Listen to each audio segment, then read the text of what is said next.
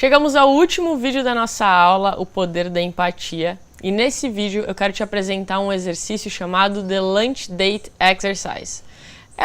Traduzindo, é o exercício da hora do almoço. Eu só deixei o nome em inglês porque foi a Mary Miyashiro que criou esse exercício, então para honrar a autoria dela. Mas o nome do exercício é só para sugerir que ele pode ser feito de forma muito rápida. E para que serve esse exercício?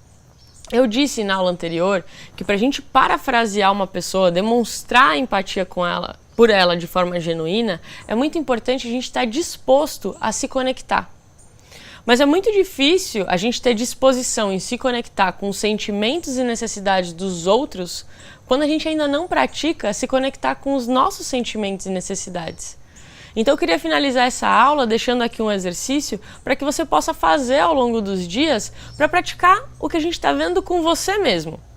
Então veja aí que na sua apostila, esse The Lunch Date Exercise, ele tem basicamente 4 colunas e 2 linhas. Então vou usar aqui um exemplo para explicar melhor. Imagine uma situação na qual você marcou com um amigo seu, o Roberto, de se encontrar meio-dia para almoçar, porque você queria muito apresentar um projeto seu para ele. E ele combinou, marcou na agenda, confirmou o encontro. Chega o dia do almoço, você vai até o restaurante, dá meio-dia, Roberto não chega. Dá meio-dia e 15, você já começa a ficar meio irritado, Roberto não chega. Dá meio-dia e meia, ele ainda não chegou. E aquilo começa a te incomodar, né? Você já começa a pensar, cara, se ele chegar agora já não vai mais dar certo, porque eu vou estar muito bravo com ele, não sei nem se eu vou conseguir conversar. Então, aí é um momento bom para você entender o que está acontecendo. Então, pega aí a última coluna do The Lunch Date Exercise e coloca todos os seus pensamentos, todos os rótulos e julgamentos que você está fazendo em relação ao Roberto agora. Então, ele é um folgado, ele não se importa, ele nunca cumpre com os compromissos. Enfim, vai colocando tudo que tem dentro da sua cabeça para desabafar, né, todos os seus julgamentos. A gente chama isso na CNV do show do lobo. Então, você está usando essa coluna para esvaziar um pouco os seus julgamentos.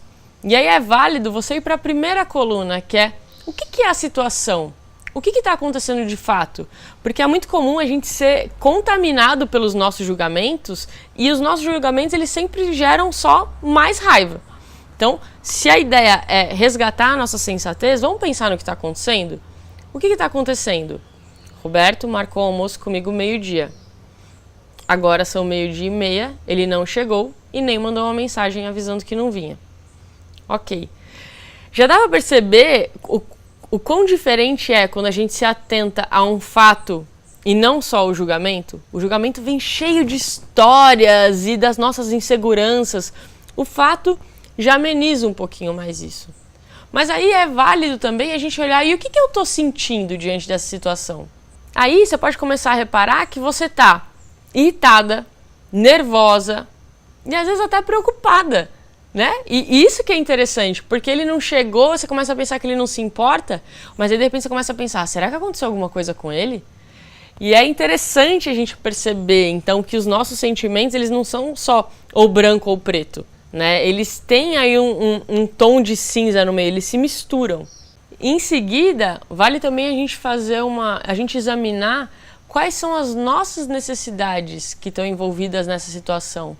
Pô, então o que eu estou precisando agora no momento? Se eu estou chateada que ele não chegou, é porque eu preciso de respeito, eu preciso de colaboração, eu preciso de pontualidade, eu preciso de tranquilidade. E aí é como se eu saísse daqui para começar a baixar a história para cá. E aí no momento, se eu encontrar com o Roberto em algum momento, eu não vou virar para ele e falar todos os meus pensamentos e julgamentos. Cara, você não se importa, a gente sempre marca que você nunca vem. Você vai poder falar sobre o que aconteceu com você diante daquela situação. Então a gente marcou e você não chegou. Cara, eu fiquei muito nervoso, eu fiquei preocupado, eu fiquei irritado de eu não poder te contar com o projeto. Porque para mim é muito importante que a gente tenha comprometimento com os nossos compromissos, que exista pontualidade. Para mim esse é um projeto importante, eu estava muito ansioso para compartilhar ele com você. Tá vendo como muda? Então, esse The Lunch Date Exercise, ele já é uma introdução para o que a gente vai ver nas próximas aulas. A aula 3 e a aula 4 é para a gente aprofundar mesmo nesses passos de sentimento e necessidades. Então você vai ver que existe uma diferença entre sentimento e pseudo-sentimento e que isso faz uma grande diferença na hora que a gente está demonstrando nossos sentimentos. Que na maior parte das vezes a gente não assume a responsabilidade pelas nossas necessidades e que isso é importantíssimo para demonstrar que a gente tem maturidade emocional. Então a ideia desse exercício é propor que você comece a se conectar mais com seus sentimentos e necessidades. Porque para demonstrar empatia para o outro, você vai precisar se conectar com o sentimento e necessidade do outro, mas é muito difícil você fazer isso se você não se conectar com você mesmo.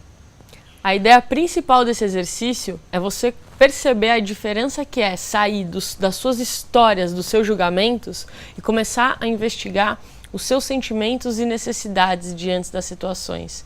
E isso faz uma grande diferença porque quando a gente fica aqui, a gente corre um sério risco de cometer sincericídio. Sair falando todos os julgamentos a respeito das pessoas e depois ainda nem entender por que as pessoas ficam magoadas. Então, várias vezes eu já escutei pessoas dizendo: nossa, mas todo mundo acha que meu chefe é um babaca, né? Eu fui a única pessoa que teve coragem de ir lá e falar pra ele e no final não deu certo, eu fui demitida. Então esse negócio de autenticidade não funciona.